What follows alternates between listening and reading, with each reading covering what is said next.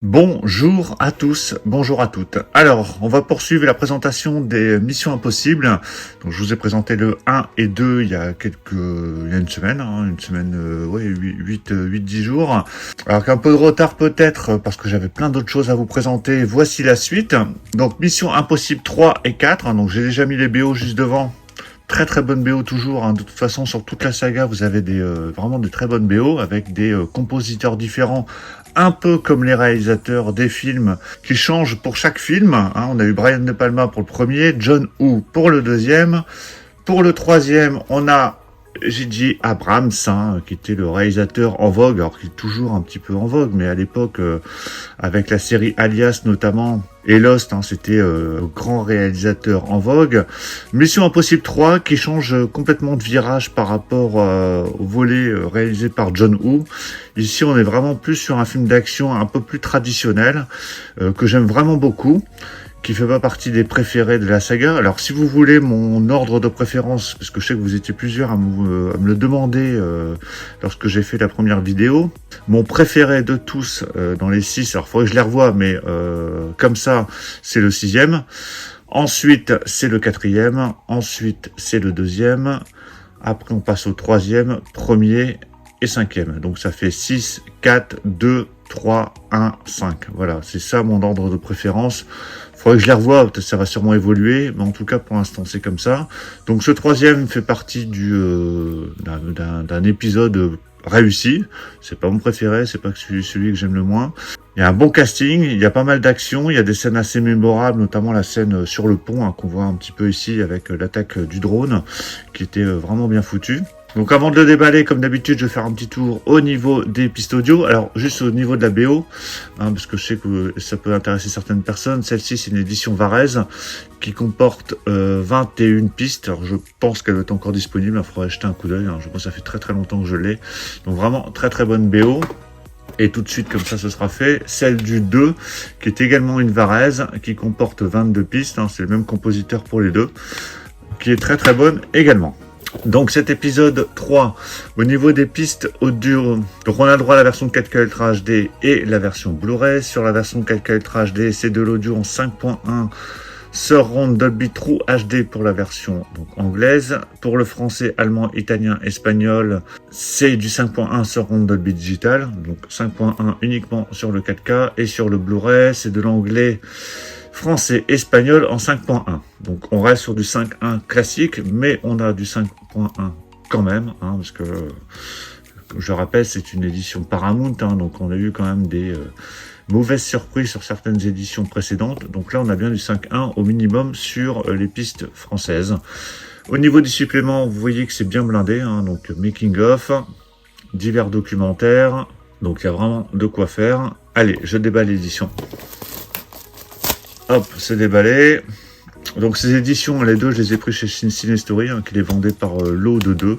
Je sais pas si c'est encore dispo, hein, parce que je les avais pris en préco, ce qui permettait d'avoir un prix plus intéressant que de les prendre à l'unité. Donc flyer cartonné avec du scotch non, avec de la colle, mais ça va, il n'y a pas trop de problème pour l'enlever. Alors au niveau visuel, on est dans la continuité par rapport au volume 1 et volume 2. À savoir un fond mat gris, un dessin, hein, qui a l'air d'être rajouté comme ça par-dessus, de finition glossy, donc qui est plutôt pas mal. En fait, je m'y suis habitué, hein, après avoir eu le 1 et le 2, j'étais pas déçu, mais bon, vous voyez, ça faisait vraiment artificiel ce visuel. Là, je trouve pas trop mal.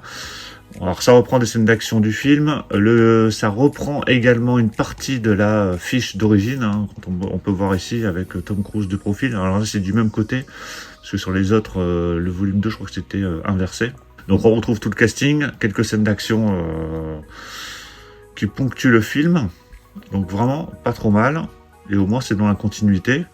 Moi ce qui m'inquiète plus c'est le volume 7, c'est l'épisode 7, est-ce qu'on aura un steelbook cohérent? Sur la tranche, donc toujours Tom Cruise en gros, hein, qui est vraiment mis en avant sur la tranche avec Mission Impossible 3, donc en initial et en titre complet. Et au dos, donc ça reprend encore une fois le même dessin qu'on a sur les autres steelbooks, donc le même visuel avec peut-être un peu les couleurs au fond qui changent Et encore, c'est même pas sûr, mais pour l'arrière, ils se sont pas foulés. À l'intérieur, voilà, faut aimer le bleu. Hein. Alors, pour s'y retrouver, parce que forcément, comme ils sont tous bleus, ça va pas être très simple. Alors, sur le disque de gauche, donc c'est la version 4K Ultra HD. Donc 4K Ultra HD, donc le film. À droite, ici, on a le film en version Blu-ray. En dessous, c'est les bonus. Et à l'intérieur, voilà la scène. Alors, je me souviens pas du tout de cette scène, je sais pas d'où elle sort. J'avais presque l'impression que c'était la scène du train dans le 1, lorsqu'il fait son saut, là, quand l'hélicoptère lui rentre dedans. Et voilà le steelbook à plat. Voilà, donc qui est pas vilain en soi, hein, c'est dans la continuité des deux autres. Hein, donc soit vous y allez à fond, ou soit vous y allez pas du tout, j'ai envie de dire. Mais c'est voilà, c'est pas trop mal. Donc voilà pour le steelbook de l'épisode 3. On va attaquer l'épisode 4, qui est pour moi vraiment un des meilleurs, hein, juste après le 6. Moi j'adore celui-là. J'avais été très déçu par le 5. On en reparlera quand je vous présenterai le 5, mais le 5 il m'avait vraiment déçu. Donc épisode 4, on va regarder les pistes audio pour vérifier si ça n'évolue pas. Sur la version anglaise, c'est du 7.1 Dolby True HD, et au niveau français plus d'autres langues, c'est du 5.1 Surround Dolby Digital. Donc ça c'était pour le 4K. Sur la version Blu-ray, c'est du 7.1 Dolby True HD pour la version anglaise, et pour le français, on a le droit à du 5.1. J'ai envie de dire tout simple, mais c'est déjà pas mal.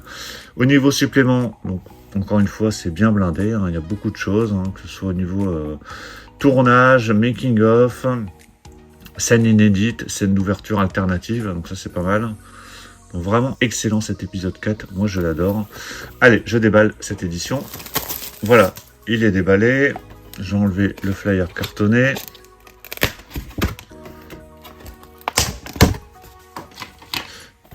Voilà, c'est retiré. Alors, bah écoutez, pas trop de surprise, hein. Donc ce fond gris, toujours présent. Le dessin, donc là très centré sur le steelbook, mélange toujours de scènes d'action, et on voit la présentation des acteurs. Ça c'est la scène d'ouverture lorsqu'ils s'accrochent à l'avion. Vraiment top, hein. Cet épisode 4, je trouve qu'il passe vraiment bien, un peu comme le 6, hein. Le 4 et le 6, je trouve qu'ils sont vraiment top au niveau construction, au niveau scénario. Le 5 était un peu fouillis, je trouve. Voilà, donc vraiment chouette ce steelbook. Sur la face avant, sur la tranche, bah comme d'hab, hein, Tom Cruise en gros, MI4 et Mission Impossible Ghost Protocol, hein, donc là c'est bien écrit Mission Impossible Ghost Protocol, donc protocole fantôme. Et au dos, donc voilà, c'est pareil, hein, je vous remonte par rapport au 3, hein, c'est voilà, éventuellement il y a quelques nuances de couleur, hein, sur le dessin, mais c'est exactement pareil, hein, pour le coup ils se sont pas trop foulés au dos. À l'intérieur, alors là ça change un petit peu, on a du bleu toujours pour la version 4K Ultra HD, on a le Blu-ray ici, donc toujours en bleu. La sérigraphie sur le disque bonus a changé, hein, on est sur une sérigraphie complètement absente, hein, il y a juste le titre du film qui apparaît. Et voilà l'intérieur du steelbook qui reprend la scène d'ouverture, hein, donc on voit ici un petit peu sur l'avant du steelbook, donc qui est reprise à l'intérieur. Et voilà le steelbook à plat, voilà, qui sont pas trop mal, hein, quand vous les avez comme ça côte à côte présentés, je trouve que ça rend plutôt pas trop mal. Donc voilà pour la présentation des steelbooks de Mission Impossible 3 et 4. Bah dites-moi ce que vous en pensez dans les commentaires. Bon, de toute façon, c'est soit vous adhérez depuis le premier, soit vous n'adhérez pas. Hein. Soit on a pris déjà le 1 et le 2 et du coup on continue 3, 4, 5, 6. Ou alors vous êtes resté sur les amarrés. Est-ce qu'il y aura d'autres steelbooks par la suite? Possible, hein, on n'est jamais à l'abri, hein, surtout avec Paramount, hein, on a eu le cas notamment avec les Indiana Jones. Donnez-moi votre avis sur les films, hein, Mission Impossible 3 et 4, qu'est-ce que vous en pensez, avant d'aller voir le 7 qui arrive très vite. Pensez à mettre un pouce bleu si vous avez apprécié la présentation, et puis on va se retrouver très prochainement encore pour plein d'autres présentations, donc surtout pour ne rien rater, pensez à vous abonner. Je vous dis à tous à très bientôt, ciao.